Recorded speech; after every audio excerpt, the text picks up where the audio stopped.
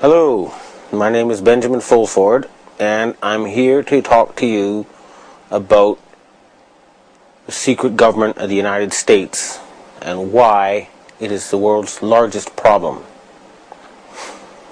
My involvement with the secret government started this spring when I interviewed Japanese Finance Minister Heizo Takenaka, or former Finance Minister Heizo Takenaka. Dragon's Den.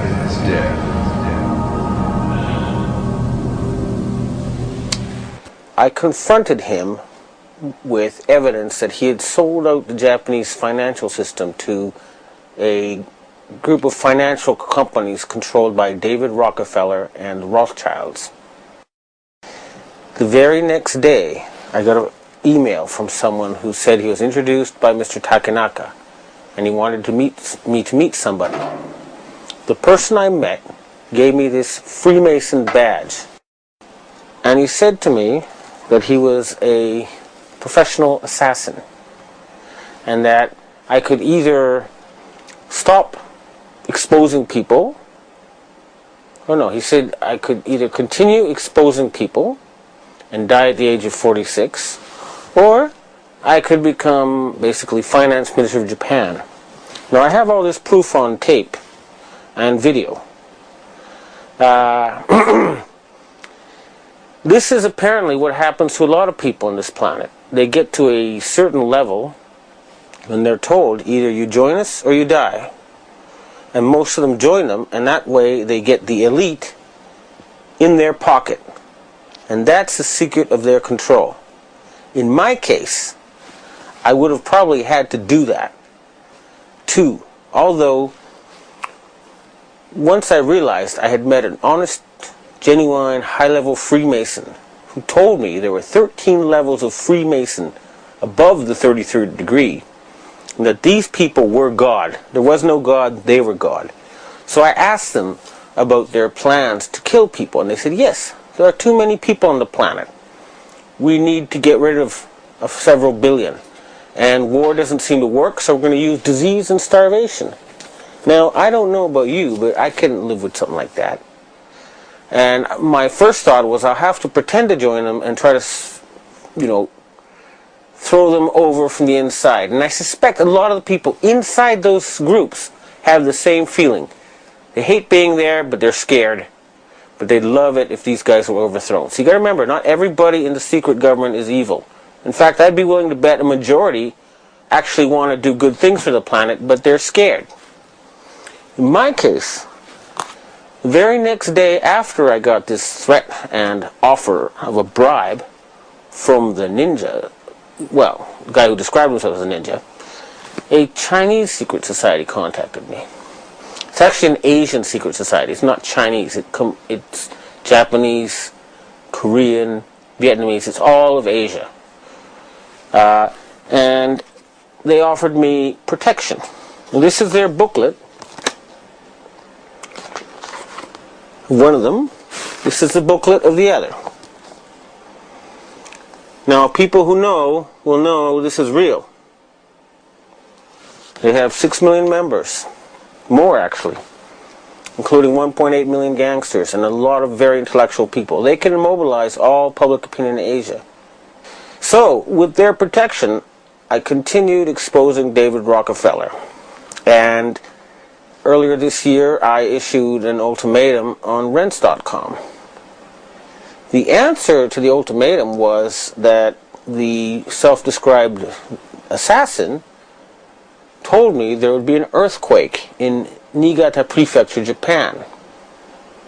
And 2 days later, there were, on 2 consecutive days, earthquakes right on top of Japan's largest nuclear power plant. And I'll try to present this to people in the future. There was video taken of a ball of plasma in the atmosphere above Niigata on that day. So his answer was to hit a nuclear power plant with an earthquake machine and kill innocent people.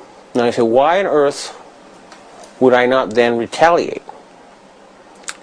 Well, that would be playing into his strong hand now, wouldn't it? He controls a lot of violence, a lot of instruments of death. The people who are behind him, these Sabbatean sect of Satanists, would love to trigger World War III. And I'm not going to give them that excuse. So instead, the Chinese societies and the Asian countries, you may have noticed, have started dumping dollars, big time. And they've stopped going to G8 meetings in Davos. And you'll also notice that their submarines, Chinese submarines, have popped up right behind U.S. aircraft carriers in the middle of military exercises. What that means is that every single U.S. aircraft carrier is a useless sitting duck. The entire U.S. Navy is useless, okay? That's a fact.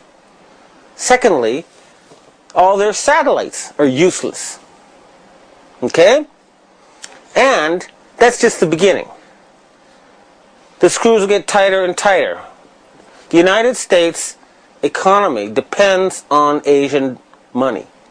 They need to borrow $850 billion a year just to keep going. And the Asians are tired of paying for a country that does nothing but attack people and create excuses for war. A lot of people are wondering why a picture of me smiling beside David Rockefeller appeared on the internet. And they're saying, how did I get to meet him? Well, he was here in Japan on what was supposed to be a top secret visit. However, if he's in Japan, he's on my turf. And it was pretty naive of him to think I wouldn't know he was here and I wouldn't know where he was. Now, I could have had him brought to me all tied up with a vibrator up his ass, just like happened to that reporter for the Yomiuri newspaper in April when he got too close to these people. But I don't think torture is a very polite way of talking to people, and nor is it very productive. Friendly conversation is always the best. Now, the interview may be a little bit disappointing in the sense that a guy like that is not going to go and just tell you, oh yes, I'm head of the secret government and I sacrifice children and I'm planning, to turn everybody into sheep. It's just not going to happen. You have to look for subtle signals. It's the rules of the game. I was a corporate journalist for 20 years. And I know that if you just ask those questions, they'll shut down the interview, you get nowhere. So if I said, why did you spread HIV and why did you create SARS? He would say to his bodyguard, get this Fruit Loop out of the room. That's how it works. So I had to operate within his matrix. And I hate going there. I hate that place. But I had to pretend I was a friendly journalist. And I had to sneak in the stuff I wanted to ask because, unfortunately, it would have been great if you could really hit him with this stuff, but it wasn't that circumstance. He was accompanied by the president or chairman of a fancy PR company and a guy who looked like heavy-duty Mossad type who could probably kill me in 3 seconds if it ever came to that. I came with a cameraman and myself. And now, you may wonder, when you look at this interview, why I was not more aggressive. The reason is simple. Years of experience have taught me that you get nowhere with an aggressive interview. I would only get lies, and here's evasions and spiel, and the interview would be cut short. What I've learned over the years is that you got to appear like their friend when you interview them, or you're not going to get good information. So I'm now going to show you the segments of this interview, and then I'm going to deconstruct them for you, so that you can know what I think this man is really saying.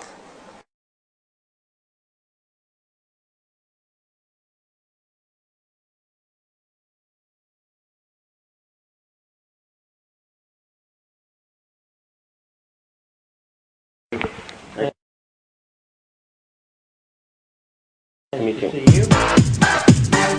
Here we go.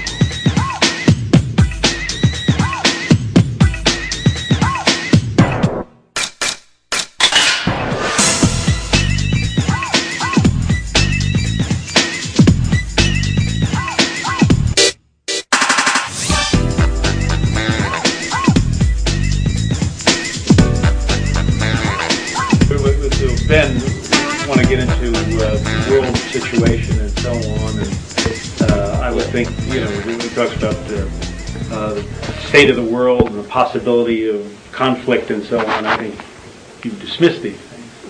In terms of whether there's going to be another war and all of that. Yes, that dismissed it. Dismissed in the sense that. Okay. And if he asks you if you're running the world, I think you dismiss that as well. Sure, yeah.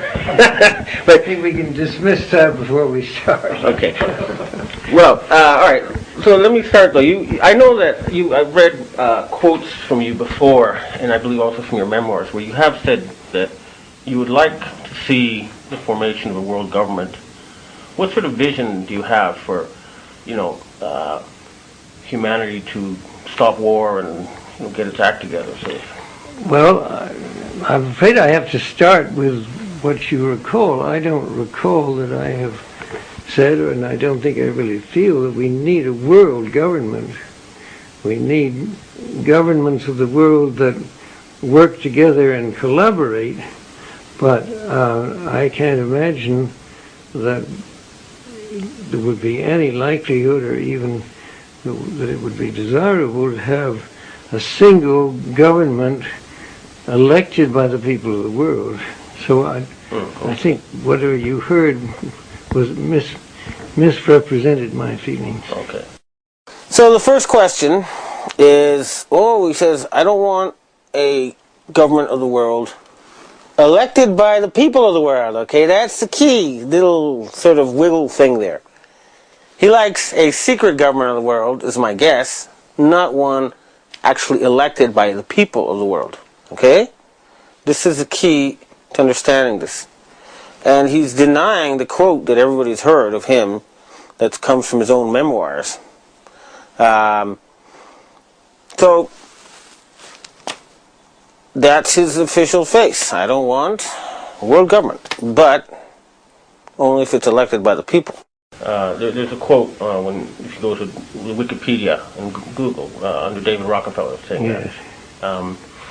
Now, what I've told you is my feeling. Well, you're the man. Now, the other thing is, people are worried about the situation with Iran and some kind of wider conflict emerging from that. What do you think is going to happen there? What's your view about the tensions between Iran and the United States right now? Well, I think the first thing is that Iran itself is a problem, but its relationship with its neighbors, probably from the point of view of the United States, is the thing that we would be most concerned about, because there are such different points of view in the area, and the possibilities of conflict between the nations within the area is certainly what is of concern to our country. Okay. Now, here in Asia, people say that the current structure of world institutions is not fair. They say that European peoples account for 17% of the world population and 40% of GDP, but they control 4 out of the 5 permanent Security Council seats.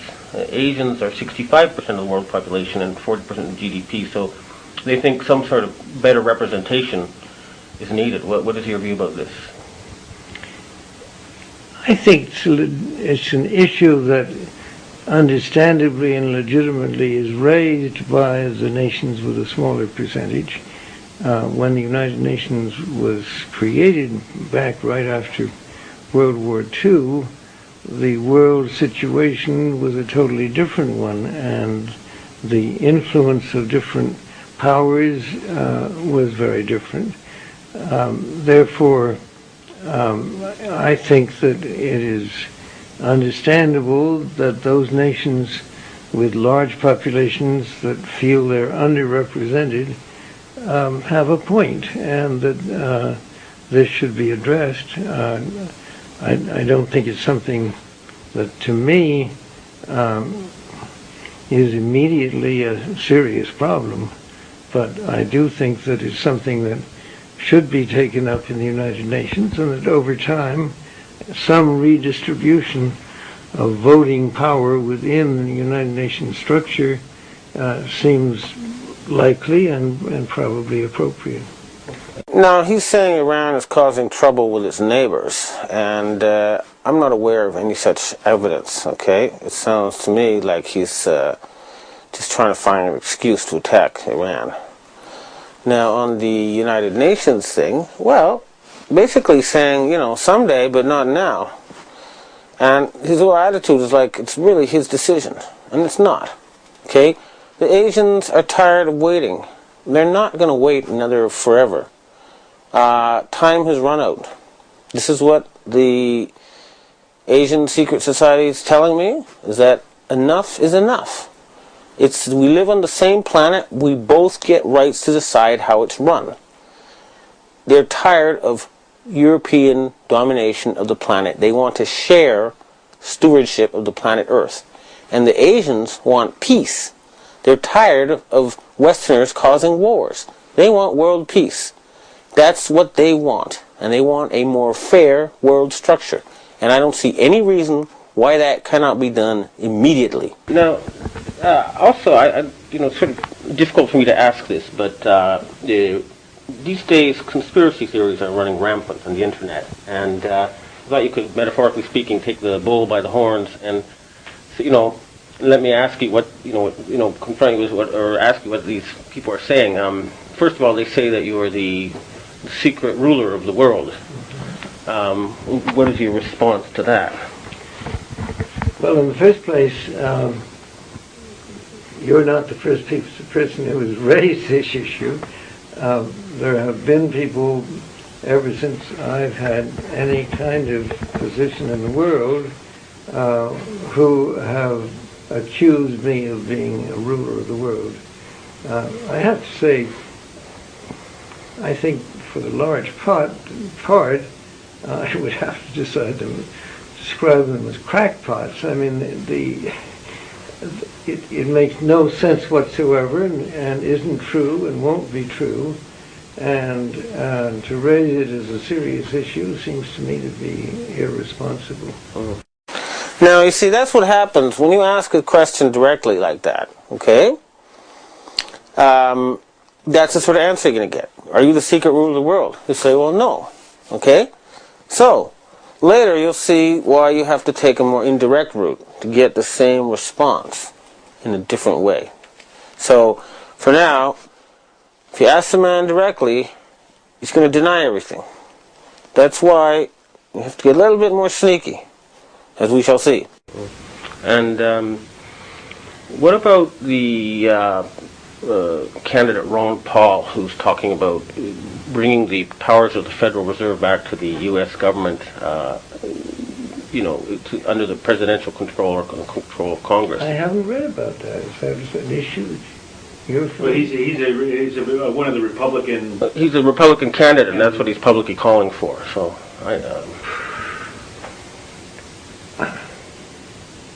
I would not look upon that as one of the great issues that needs to be addressed at this time. When you ask about Ron Paul, you got to look at his face and see, the look, right? It's like, what? And it's like, is this true? Like, why haven't you two dealt with this? But it's clear that he's so far removed from what's happening that he doesn't even know that Ron Paul exists or is out to take the Fed back.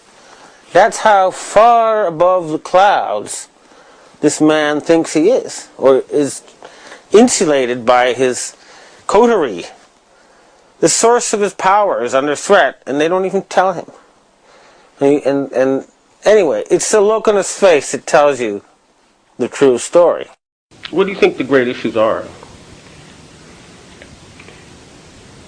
Running our own country better and having our own country play a more balanced and effective role in the world. Okay. And what's wrong now with the way it's running, the U.S. government? You mean wrong with our country, or? Yes. Mm-hmm. I think one of the things that is needed is the fact that I don't think enough people in high positions in our country accept the importance of our world role with sufficient gravity. I mean, in other words, I think the tendency, because of politics and getting elected, is to stress local issues, and of course they are important, but I would like to see more of the leaders of our country spend more time in traveling, for one thing, getting to know the world, and studying history. To me, one of the sad things about our country is that our leadership, to a greater extent than I would like, is more concerned about very domestic issues than they are about our relations in the world. In this particular case, I have to agree. There's a joke going around in the world. What do you call somebody who speaks 3 languages? Trilingual. What do you call someone who speaks 2 languages? Bilingual. And what do you call someone who speaks 1 language? American. You guys are going to be left behind if you don't sort of take a look at the world. Okay, the world is passing you by. You're going to become irrelevant unless you keep up.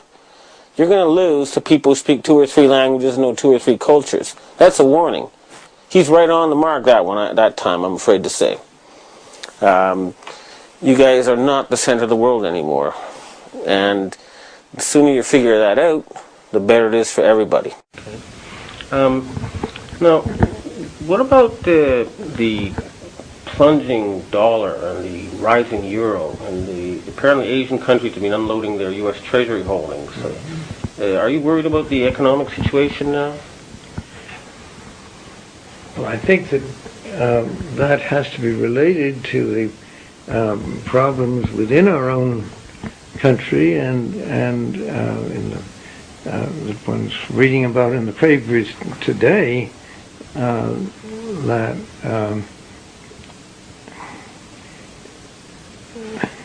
there's grave concern about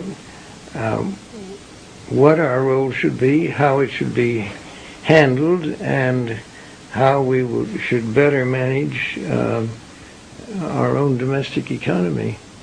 And I think this is becoming a serious issue that is going to have to be addressed by any politicians who wish to be re-elected, that they have to see that the issue of our economy and what influences it is better understood and more successfully addressed. He looked quite worried when he talked about the collapsing dollar, and there's a good reason for that. The face value of all the dollars in the world is 10 times greater than the value of the U.S. economy. The Asian countries are saying, we're not going to use your dollars anymore if you keep going around killing people. And we're not going to support an army that's just attacking us. So, this is your weak spot. This is your Achilles heel. And it's being attacked by the Asians. And that's no coincidence. Now, you'll be meeting the Emperor, is that correct? I'm looking forward to that. What will you be talking about? That will certainly, to a large extent, be his decision. My impression is that emperors tend to lead conversations.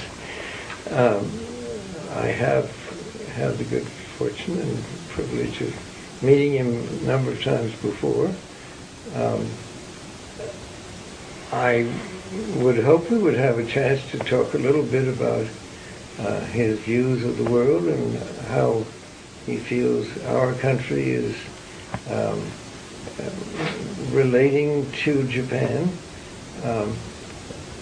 But also, our family has had quite close relations with Japan for many years and with the royal family. So my suspicion and even hope is that we might also talk about those relationships in the past and where they might go in the future. But Japanese newspapers have talked about this weekend about an imminent fundamental change in U.S.-Japan security relations. Have you heard anything about this? I don't think so, really. And it's not an issue that I would think the Emperor would want to discuss with me. I mean, I can't imagine that would be one of the things we talk about. I don't think it would be appropriate. And your nephew, Jay, he studied in Japan, didn't he? He spent 3 years here. And do you have good relations with him? Some Japanese people are telling me that you had some sort of fight, but again, I don't know. No idea what they're talking about. We have very close, loving family relations. I don't know what... All right. Well, again, this is just what people have told me. I don't know, that's why I'm trying to confirm it now. I don't think they knew what they were talking about. Now, which issue do you think is more important now, the war on terror or global warming? There are two major issues, both of which have to be addressed. They're very separate, and I think the way we deal with them there have to be different steps taken. They're just very separate issues, but both important, major importance. Now, here is where the indirect method gets you much better results, okay? Now, why, you might ask yourself, does his family have close relations with the imperial family of Japan? What reason could there be for that? The emperor doesn't go around meeting anybody. In fact, he hardly meets anybody except very, very senior government officials. So, he's basically there revealing that he is arriving as a secret representative of the secret government of the United States to talk with the secret government of Japan. So here you have it. This is where he's admitting what he's denying earlier. That's the only explanation I can think of.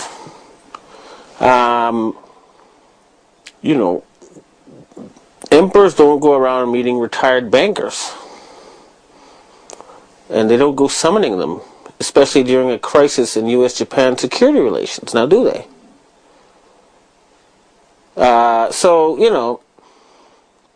It doesn't make sense, except if you think of him as a secret ruler of the United States, and you think of the emperor as a secret ruler of Japan. That's the only reason why it makes sense for them to meet at this time. So everything you read in the newspapers about U.S.-Japan relations eventually is a result, I guess, of this secret meeting. So he was summoned because something has changed. The Japanese government is no longer following orders. And that's also because of the Asian secret society. So, these guys are no joke. Okay. Now, if you had to say one message to the world, what would it be?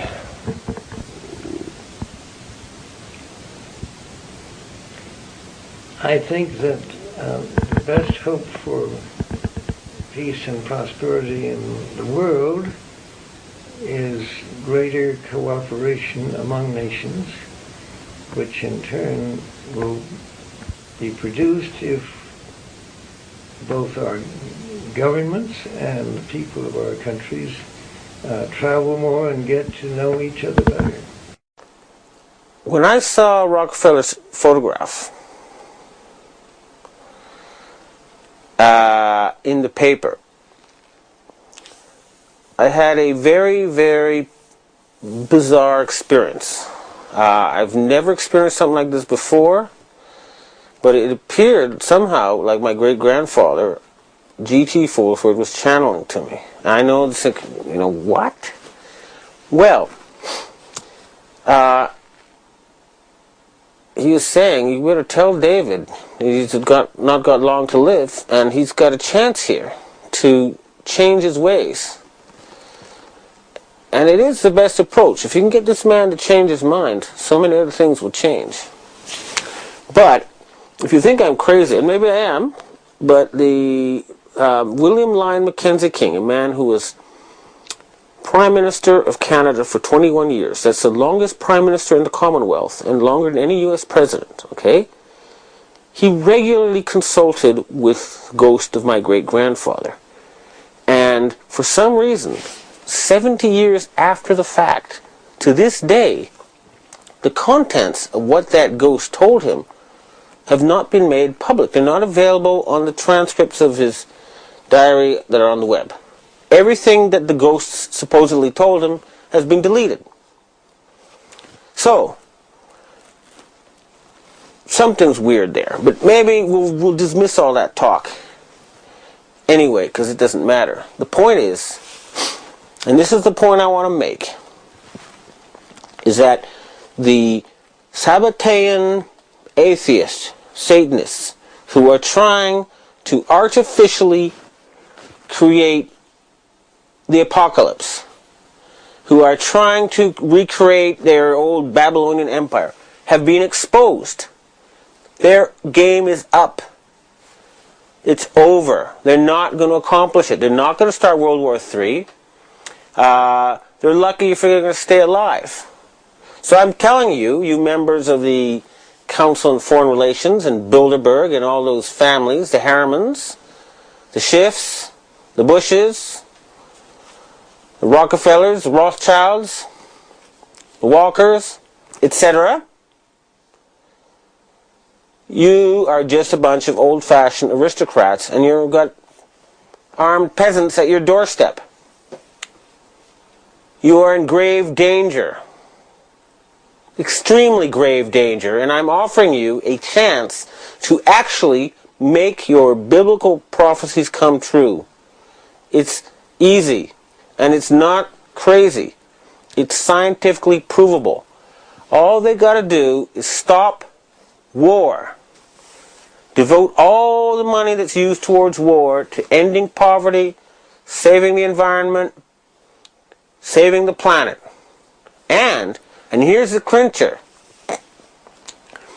It is now technically possible to give people lifespans of hundreds of years and eventually eternal life on this earth. And that's hard science, not fantasy. And it's also possible to make people radically more intelligent, okay? Don't you see? Eternal life and superpowers available on this earth. Now, if that doesn't qualify for something that could be called end of times, I don't know what is.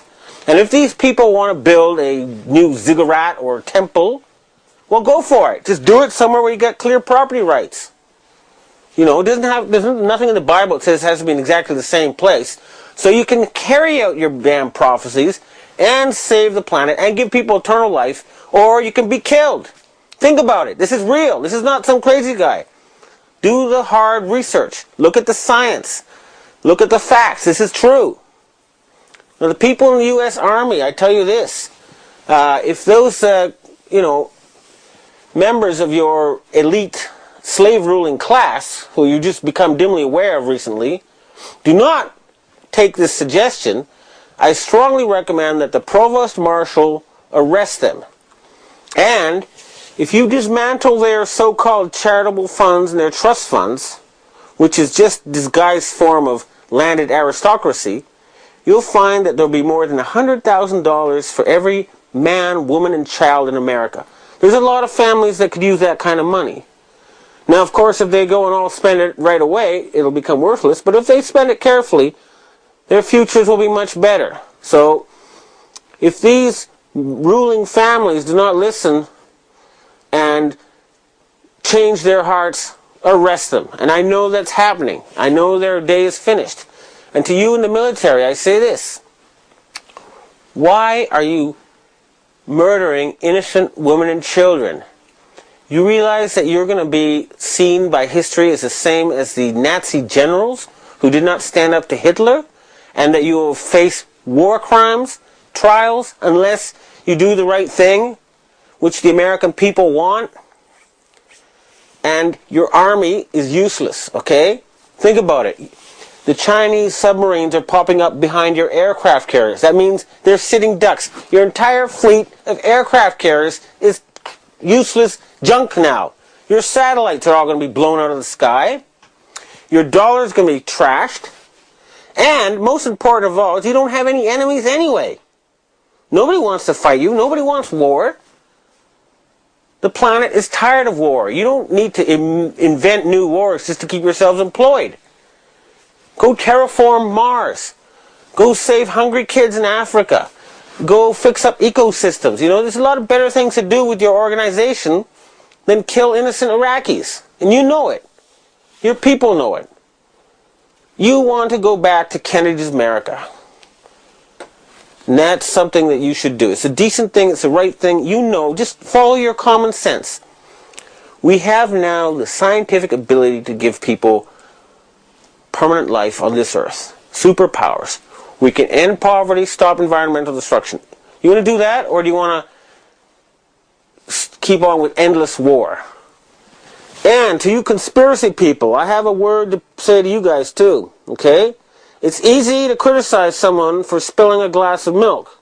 It's much harder to put the milk back in the glass. So, it's fine to criticize, and it's great, but you've got to spend a little bit more energy and time coming up with alternatives. If you want to really get the power, you have to come up with a better plan, not just criticize the plan that's going on now. However, basically I salute you, and I'll let you know that the people of the world are on your side, and the horrible, nasty American government you have now is about to fall.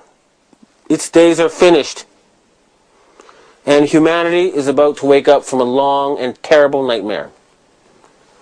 We're going to see the most wonderful things. Dawn is coming. But you American people need to shake off that horrendous leadership that has sneakily inserted itself above you over the past 100 years. Remember that. They killed Kennedy, they killed Martin Luther King, and they're trying to kill you. But if you do have to fight them, do not fight hired guards who have families to support. That's a waste of time and you'll lose. Concentrate on assassinating those top people. Do not waste your time with hired thugs. But hopefully, and most wisely of all, is peaceful protest. Soft power is the strongest of all. That's the essence of Oriental wisdom. Anyway, these guys are finished. That much is for sure. You will be free soon. Thank you.